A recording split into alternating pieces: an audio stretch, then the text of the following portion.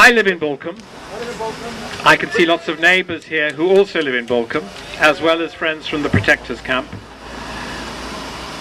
We are so glad, most of us, that these folk have been here for really quite a long time now, swelled at weekends, occasionally going off to find somewhere else slightly more comfortable, slightly drier, but returning and still looking after us, because we have half a mile south of our village a company that it rather slipped through the regulations because no one really knew what they were going to do when they applied to do it.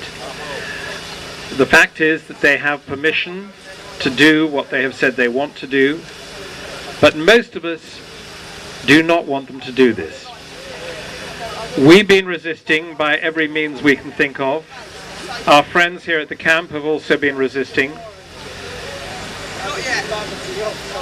Interestingly, there's something which happened today in Paris. Some of you may have seen this.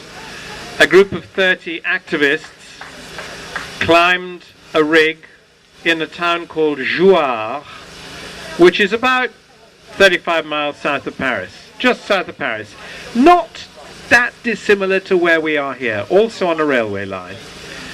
And they are protesting against a company there who wants to drill. They have drilled, they want to frack, they want to get shale gas, I believe. And so 30 of these guys got onto their site. They hung a big banner down the side of the rig saying, stop, effectively in English, stop the drilling. This company have drilled because they are very hopeful that the ban that at the moment is in force throughout France is very soon going to be overturned. They have applied to the highest court of the land, the Cour Constitutionnelle, to say that this ban is not constitutional, that they should be allowed to frack, well, you know, fill in your own word there, to frack away, and with all the dangers that we know that causes. We've seen it in the States. They keep on telling us here that fracking has been going on for decades. That's true, but not this kind of fracking. This kind of fracking, high pressure, horizontal, slick water fracturing, was first done in 2002, and by my measuring, that is not decades. It has happened once so far in this country, and that was up in Lancashire at a place called Priest Hall, where Cuadrilla, the same people that want to ravage our little bit of Sussex, they drilled a well, they fracked it, they screwed up. They caused an earthquake. They caused two earthquakes, actually. And one of those earthquakes ruptured the casing of the well, deformed it, and still they went on fracking, with all the dangers that really not knowing anything of where their chemicals that they were pumping underground, where the stuff coming up from underground was going to go. They went on drilling for 2 months. They went on fracking for 2 months, and they didn't tell anyone, they didn't tell the authorities for 6 months. Not only are Cuadrilla incompetent, but they're also shifty, sneaky, dishonest. I say dishonest because they put out a pamphlet in Lancashire which was censured by the Advertising Standards Authority because of 6 counts on which they had not told the truth. They had tried to reassure the people of Lancashire that this method of fracking, this new method of fracking, was safe, was proven, and was not going to cause any problems. This was just simply a pack of lies. Do we really want to have a company with this short and extremely undistinguished record drilling here on the edge of our village? No! I think the answer is a resounding no. There may be a few people in this village who work in the oil industry who think this is a good thing. I'm happy to say that the majority of us disagree and disagree strongly. We have a meeting with the Environment Agency on Wednesday of this week, Tuesday of this week, next week, not this coming week, the week after. And we've apparently filled the church, a strange place to hold the meeting, but there we are. We've got perfectly good halls, but the church maybe holds a few more people, not usually. Anyway, they're coming and we're going to ask them questions. We're going to ask them lots of questions. Because one of the things to be said about the Environment Agency, apart from a fleeting visit down here, when we wanted to point out to them that Cuadrilla was making much more noise than they were allowed to with their drilling, they sent someone down here, they looked at the measurements that we had taken, that we, the residents of Balcombe, had taken, not the measurements done by the company that Cuadrilla had employed, and the Environment Agency agreed that they were infringing the regulations on noise and they should turn it down or in some way muffle, and they built some sort of baffle, I believe. It still seemed pretty loud to me. Anyway, that's the only time the Environment Agency has been seen anywhere near here. How the heck do they know what's happening down thousands of feet under the ground? They don't. They have no clue.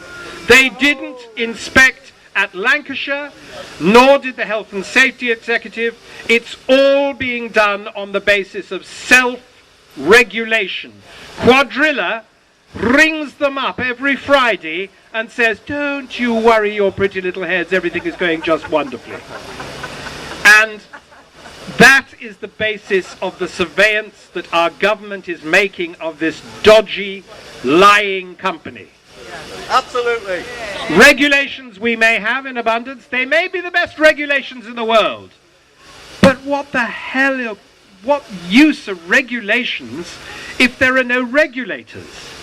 Cuadrilla is being asked to regulate itself. It's like asking a fox to regulate itself when it goes into a chicken coop. I really do fervently hope that at the end of this month they will clear out. They've said they're going to submit another drilling planning application and that they want to come back here next year. By next year, as we know, the government has said they want to free up quite a lot of the regulations that are so far making it safer for the citizens and more difficult for people who want to invade their land, their privacy, their water. They want to free up these regulations, and so Cuadrilla will no doubt come back if these regulations have been freed up and try to weasel their way round as they weaseled their way in here for the first place. I urge you all, fellow neighbours, residents of Balcombe, residents of those towns and villages around about, we are not alone here in Balcombe. Please bear in mind, remember, the oil and gas industry has paid for licenses to drill, I could say all over the country. That would be a slight exaggeration. Certainly most of the southeast of England, a lot of the northwest of England, up in Scotland between Edinburgh and Glasgow, they have all these places already in their sights. All they need is for one company to be successful, and they'll all be doing it. I want to spread any kind of help that we can offer from our experience here in Balcombe to all those other communities in the UK, frankly, in the world, because this is a nasty way of wrenching the last drops and hisses of fossil fuels out of the ground. It's something that should not be permitted. It is too dangerous. It's too dangerous on the emissions from the flares. It's too dangerous in its threatening of the water supply. It is just too dangerous for our health, for our environment, for our water. And the last drops of fossil fuel are much, much less precious than our water. Without water, we cannot survive. So, thanks again to our campers here, who've steadfastly stood by us for months now. We needed their help. They've given it. 106 people, I learned from the chief constable watching his video that he made with the police and crime commissioner the other day have been arrested. Nobody has yet come up in court, including young Simon here, arrested for singing "Tut, tut, tut." Must have been out of tune.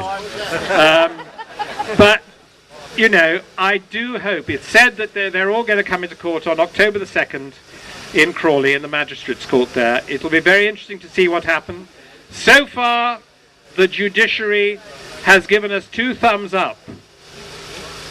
They have said that the bail conditions imposed by the police to stop people coming back here and protesting were a violation of people's fundamental human rights to protest. And then, in the High Court in London, was it last week? It seems like months ago, but it was probably not long ago. Monday. In the High Court on Monday, the judge there said that the application by West Sussex County Council to have the camp evicted was, quote, deeply flawed, unquote, and adjourned it until October the 8th, i.e. left the camp in place for the time that the camp needs to be in place for, until we fervently hope Cuadrilla has gone. I would like to see Cuadrilla disappear up a hole in its fundament, but unfortunately I fear that they're going to pop up somewhere else like a nasty rash and terrify some other community. And I think when that happens, we should be ready. We should be ready to help that community as other communities have helped us. Yes. Folks, thank you very much.